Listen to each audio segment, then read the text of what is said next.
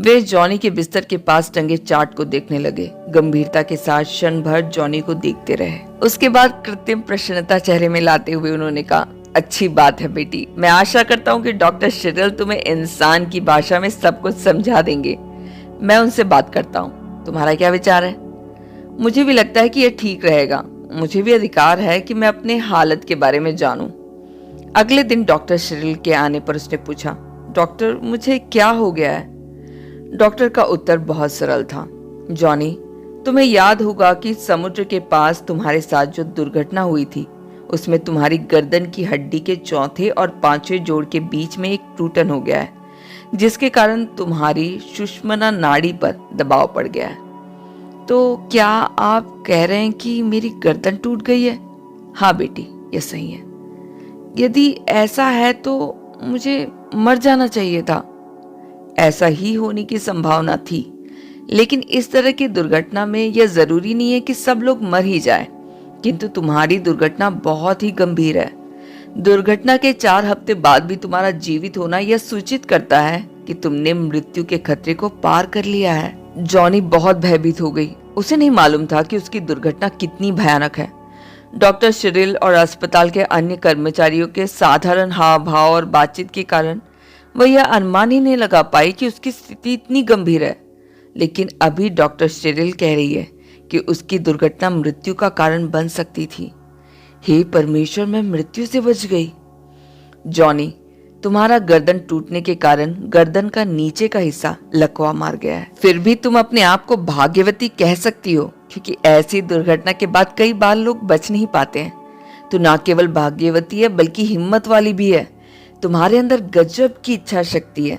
जल्दी स्वस्थ होने के लिए इस इच्छा शक्ति को तुम्हें बनाए रखना होगा। तुम्हें थोड़ा और हिम्मत आने के बाद तुम्हारा फ्यूजन सर्जरी होगा। Fusion surgery? वो क्या है? डॉक्टर, कृपया मेरी समझ में आने वाली भाषा में बोलिए ना। वह एक तरह का पुनर्संयोजन है। अभी तुम्हारी सुषुम्ना नाड़ी तुम्हारे गर्दन की हड्डियों के बीच में फंसी हुई है। फ्यूजन सर्जरी के द्वारा हम उसे पुनः यथास्थान में लाते हैं। यथास्थान मिलाना शब्द उसे बहुत आनंदित किया। इसका मतलब क्या मैं फिर से पुरानी जॉनी बन पाऊंगी? यदि ऐसा हुआ तो कितना अच्छा होगा। खुशी के वो दिन वापस आएंगे, कॉलेज के वे अच्छे दिन, खाली समय में घुड़सवारी। डिक्की ने जो वचन दिया था, क्या उसका अर्थ यही है? क्या इसी प्रकार सब कुछ भलाई को ही उत्पन्न करता है? ऑपरेशन कब होगा? जॉनी अपनी उत्सुकता को रोक नहीं सकी। जब तुम्हारी हिम्मत बढ़ जाएगी, अर्थात बहुत ही जल्द। शिरिल ने बहुत छोटा सा उत्तर दिया। फ्यूजन सर्जरी में क्या कुछ बातें शामिल है और उसके द्वारा कितनी चंगाई मिलेगी, ये जॉनी नहीं समझ सकी। जल्दबाजी के कारण डॉक्टर शिरिल की पूरी बातों पर वह ध्यान नहीं दे सकी। उसने सोचा कि सुषुम्ना नाड़ी को सीधा करके गर्दन की हड्डियों को जोड़ने से सब कुछ पहले जैसा हो जाएगा, अर्थात उसके निर्जीव पैरों में ताकत आ जाएगी, वो चलने लगेगी। इस प्रकार से अच्छी होकर बहुत ही जल्द वह घर जा सकती है और पहले जैसे हर काम में सक्रिय हो सकेगी। ऑपरेशन के तुरंत बाद उसे आईसीयू से दूसरे कक्ष में ले जाया गया। उसने इसका यह अर्थ निकाला कि वह अच्छी हो रही है, अन्यथा उसे आईसीयू से क्यों हटाते। जॉनी के इंतजार में उसके मम्मी पापा कमरे में ही थे। उन लोगों ने उसके कमरे को अच्छी तरह से सजा रखा था। उन्होंने इस कमरे में जॉनी के पसंद के कुछ पेंटिंग टांग रखे थे। उसकी सहेली और रिश्तेदारों ने जो शुभकामनाएं पत्र भेजे थे, उन्हें उन्होंने अलग अलग जगह पर चिपका रखे थे। खुशबू बिखेरने वाले फूलों का एक अच्छा भंडार उन्होंने कमरे में इकट्ठा करके रखा था, जिसे उसके दोस्तों ने भेजा था। कुल मिलाकर उसे खुश करने वाली सभी चीजें उन्होंने इकट्ठा कर रखी थी। जॉनी को स्ट्रेचर में डालकर कमरे में लाया गया। उन्होंने गीत गाकर उसका स्वागत किया। डॉक्टर शिरिल ने आश्वस्त होकर गहरी सांस ली। सब कुछ अच्छे से बीत गया। हम कह सकते हैं कि ऑपरेशन सफल रहा। डॉक्टर शिरिल ने सबकी ओर मुखातिब होकर कहा। वहां एकत्रित लोगों के चेहरे पर संतुष्टि के भाव दिखाई दिए। अब ज्यादा ध्यान देने की आवश्यकता है। इस बीच जॉनी ने काफी तरक्की कर ली है। अब आगे का कदम भी बहुत महत्वपूर्ण है।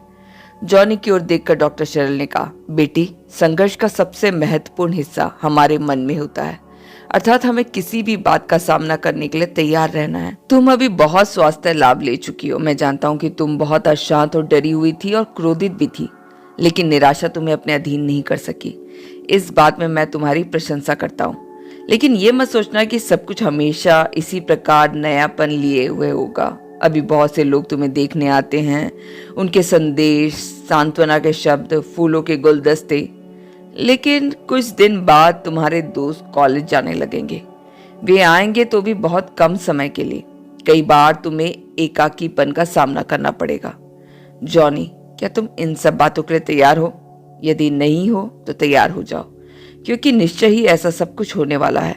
डॉक्टर शिरिल ने एक लंबा भाषण दे डाला। जॉनी ने सब कुछ सुना। वह इस बात में मगन थी कि उसका ऑपरेशन सफल रहा, इसलिए डॉक्टर की बातों ने उसे निराश नहीं किया। मुझे मालूम है डॉक्टर, ऐसी बातों में समय लगता है। यह तो आपने पहले भी बता दिया था। कुछ भी हो, मैं स्वस्थ हो जाऊंगी ना, इतना काफी है। मैं इंतजार करूंगी, उसने प्रसन्नता के साथ कहा। लगभग कितने दिनों में सब कुछ ठीक हो जाएगा? जॉनी के पिता ने पूछा। मम्मी का प्रश्न कुछ अलग था। डॉक्टर, आपने जॉनी की सहेलियों के कॉलेज जाने के बारे में बताया था। क्या इसका मतलब यह है कि इस सेमेस्टर में जॉनी कॉलेज नहीं जा पाएगी? इस सेमेस्टर के लिए हमने उसका जो फीस भर दिया है, क्या उसको अगले सेमेस्टर के लिए बदल दें? डॉक्टर शिरिल अचानक उनकी तरफ मुड़े। कम से कम अगले सेमेस्टर के लिए? कुछ देर तक सोचने के बाद उन्होंने फिर से कहा, या फिर आप फीस को वापस ले लीजिए। मैं सोचता हूं कि अब वह कॉलेज वगैरह नहीं जा पाएगी। सब लोग स्तंभ रह गए। किसी ने ऐसे एक उत्तर की कल्पना की नहीं थी। डॉक्टर, आप यह क्या कह रहे हैं? क्या इसका मतलब यह है कि वह बहुत जल्द चल फिर नहीं पाएगी? उसकी मम्मी का गला भर आया।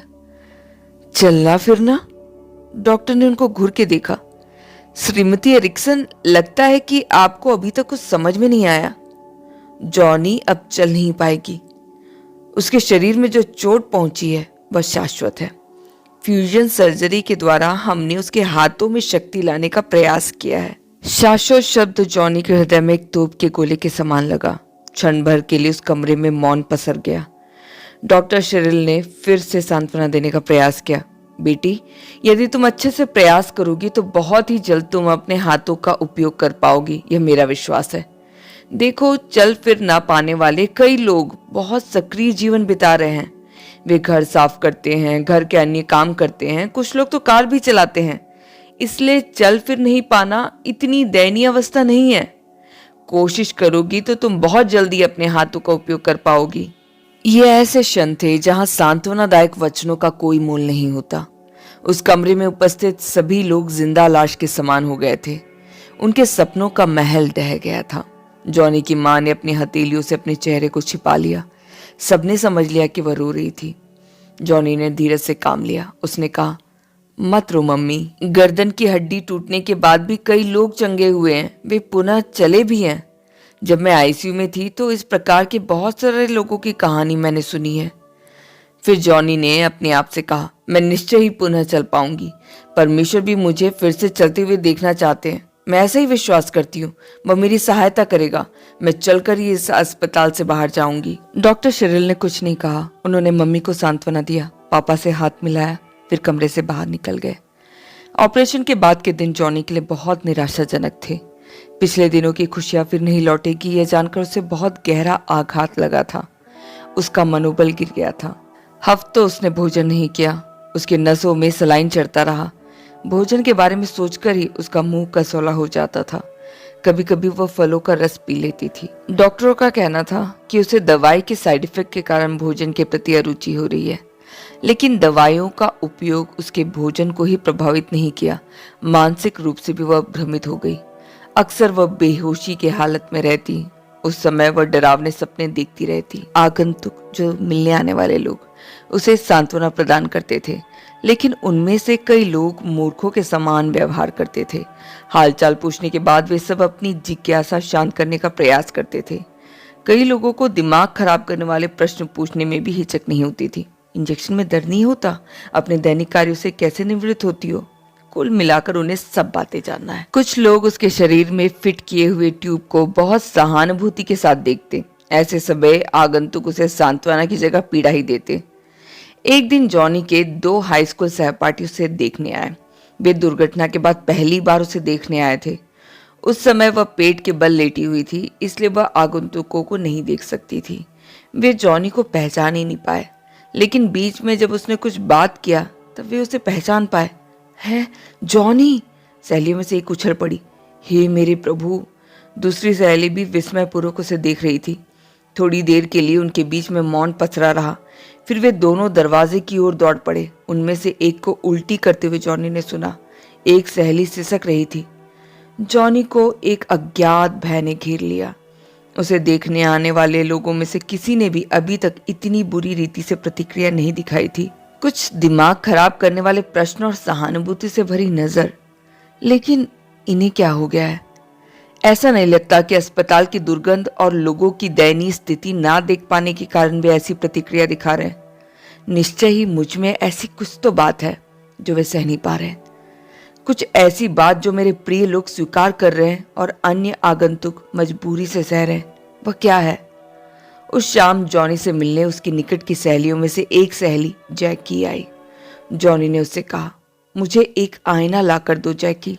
वह पहले अचंभित हुई, फिर शांत भाव से पूछी, तुम आईने का क्या करोगी? मैंने तुमसे आईना मांगा है। वह क्यों, क्या, किसके लिए, ये सब जानने की क्या आवश्यकता है? तुम ला सकती हो नहीं? जॉनी ने कठोर स्वर में पूछा। ठीक है, अगली बार जब आऊंगी तो ला दूंगी। जैकी ने उसे नाराज नहीं करने के लिए कहा। नहीं, अभी चाहिए। तुम जाकर नर्स से एक आईना मांग कर लाओ। जॉनी, तुम अभी आईने का क्या करोगी?